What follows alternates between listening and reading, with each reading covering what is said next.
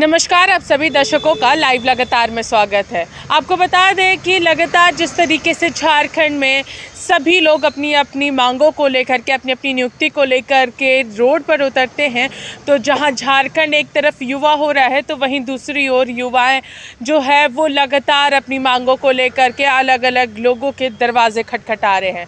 अब एक बार फिर से कैबिनेट 1 दिसंबर को होने जा रहा है और वहीं दूसरी ओर शिक्षा मंत्री का एक बड़ा बयान भी इसी बीच आया था, जहां पर उन्होंने स्पष्ट कर दिया था कि 26,000 शिक्षकों की नियुक्ति में सबसे पहले पारा शिक्षकों को मौका मिलेगा और उसके बाद फिर तमाम जेटेट और टेट पास अभ्यर्थी जो हैं उन लोगों को मिलेगा। तो कहीं ना कहीं कहा जा सकता है कि इन लोगों के मन में कई सारे सवाल भी हैं। हमारे साथ आज यहाँ पर सीटेट पास अभ्यर्थी मौजूद हैं। आप देख सकते हैं यहाँ पर हम लोग इन लोगों से बातचीत करेंगे, क्या कुछ इनका कहना है इसको लेकर के। शिक्षा मंत्री लगातार आप लोग मुलाकात भी करें, लेकिन शिक्षा मंत्री का एक बड़ा बयान सामने आता है कि पारा शिक्षकों के लिए पहला फर्ज हम लोग का बनता है। हाँ जी, हम लोग लास्ट 2-3 दिन पहले हम लोग देखे थे कि शिक्षा मंत्री बयान दिए हैं इसके रिगार्डिंग कि पहला जो मौका है वो पारा टीचर जेटेट क्वालिफाइड और नॉन पारा जो है जेटेट क्वालिफाइड जो है उनको मौका दिया जाएगा। तो जो कि हमारे साथ बिल्कुल गलत हो रहा है। उसके रिगार्डिंग फिर सारे युवा जितने भी 2016 के बाद जो टेट क्वालिफाइड है, सेंट्रल टेट, वो लोग और उसके अलावा जो 2016 के बाद ट्रेनिंग करके बैठे हुए हैं वो सारे युवा फिर एक साथ मिल करके इसके रिगार्डिंग फिर कोर्ट केस भी करेंगे। इसके अलावा धरना प्रदर्शन अगर सरकार को अवगत कराने के लिए ज़रूरी पड़ेगा तो हम लोग लगातार उसके लिए भी आगे बढ़ेंगे, क्योंकि हम लोग बार बार सरकार को अनुरोध कर चुके हैं, लेकिन सरकार जो है हमारी बातों को नहीं सुन रही है। और नियम हम लोग दिखाए हैं सरकार को, शिक्षा मंत्री को भी दिखाए थे कि हर साल टेट का परीक्षा आयोजित करवाना है और उन्होंने खुद ये नियम बनाया है। और खुद अगर नियम बना करके उसको पालन नहीं करेंगे तो आप भी जान रहे हैं कि ये जा करके फिर न्यायालय में फंसेगा। और जैसे आप देख सकते हैं विगत दिनों में जितनी भी झारखंड में बहालियाँ हुई हैं वो सभी जा करके न्यायालय में ही फंसती हुई जा रही है। और ये सब सारी चीज़ें प्रायोजित रूप से ही हो रही है और सरकार जानबूझ करके ये चीज़ करवा रही है ताकि आपस में ही जो है स्टूडेंट उलझे रहें और नियुक्ति उनको देना ही नहीं है। अभी ऑलरेडी जो है टेट को लेकर के केस हो चुका है, सीटेट को लेकर के केस हो चुका है और आगामी दिनों में जो सरकार इस प्रकार का रवैया कर रही है फिर सारा चीज़ फिर कोर्ट पर ही निर्भर करेगा। और हम लोग जो उम्मीद के साथ सरकार को यहाँ पर लाए थे वो उम्मीद हमारा धराशायी होते हुए नजर आ रहा है।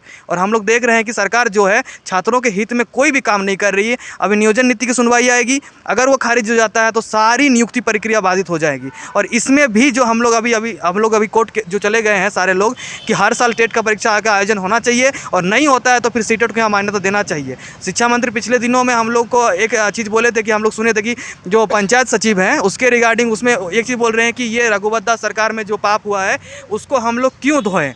लेकिन समझने वाली बात है कि जो टेट का परीक्षा हुआ था वो रघुवंश दास सरकार मतलब पिछली सरकार में ही 2016 में हुई थी, उस पाप को आप फिर क्यों धो रहे हैं? तो आपकी कथनी और करनी में इतना फ़र्क क्यों है सर? आपको समझना पड़ेगा कि एक तरफ आप बोल रहे हैं पंचायत सचिव अगर पिछली सरकार में हुई थी तो उसकी पाप हम लोग नहीं धोएंगे, और जो पाप वही वाला आप इसको अगर पाप बोलेंगे तो उसी के रिगार्डिंग आप 2016 में अगर आप देखिएगा कि टेट का एग्ज़ाम जो है लास्ट 2016 में हुआ था तो फिर आप उसको फिर आगे क्यों बढ़ा रहे हैं? तो ये बिल्कुल गलत है। अगर हम बात करें कि 1 दिसंबर को कैबिनेट होने जा रहा है, क्या कुछ लग रहा है? क्या एक बार फिर से आप लोगों को लेकर के भी कुछ बातें यहाँ पर होंगी? क्या आप लोग को कितनी उम्मीद है इससे? नहीं, हम तो सरकार से काफ़ी निराश चल रहे हैं। हमारी उम्मीदें थी सरकार के साथ, हम चाहते थे कि सरकार हमारे मुद्दों को सुने और उन पे एक सकारात्मक अपना पक्ष प्रस्तुत करे।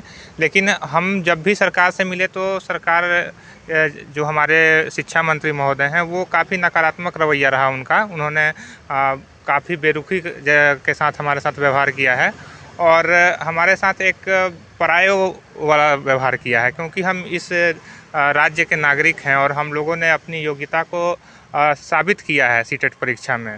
और अब अपनी योग्यता को साबित करने के बाद हम जो यहाँ पे राज्य में रोजगार का सृजन हो रहा है उसमें हम लोग मौका चाह रहे हैं कि हमें भी मौका देना चाहिए, तो हमें मौका नहीं दिया जा रहा है, हमें अपने अधिकार से वंचित रखा जा रहा है। जिस तरीके से आप लोगों के द्वारा कई सारे डॉक्यूमेंट्स भी दिखाए गए थे, जिसमें जेटेट में आप लोगों ने दिखाया था कि आउटसाइडर्स बहुत सारे हैं, उन लोगों को क्यों मिल रहा है? जहां पर एक तरफ जगन्नाथ महतो ही कहते हुए नज़र आते हैं कि बाहरियों को यहाँ पर नौकरी नहीं मिलेगी, जो झारखंडी होंगे, जो खतियानी होंगे, वही झारखंड के शिक्षक बनेंगे।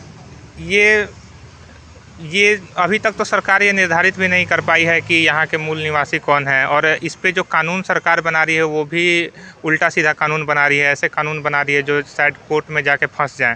तो सरकार को ये एक तरह का हमारे राज्य के विकास में गतिरोध उत्पन्न कर रहा है, क्योंकि जब सरकार अच्छी नीतियां बनाएंगी तब वो कोर्ट में भी जाके ठहर पाएंगी और उसके आधार पर नियुक्तियां हो पाएंगी।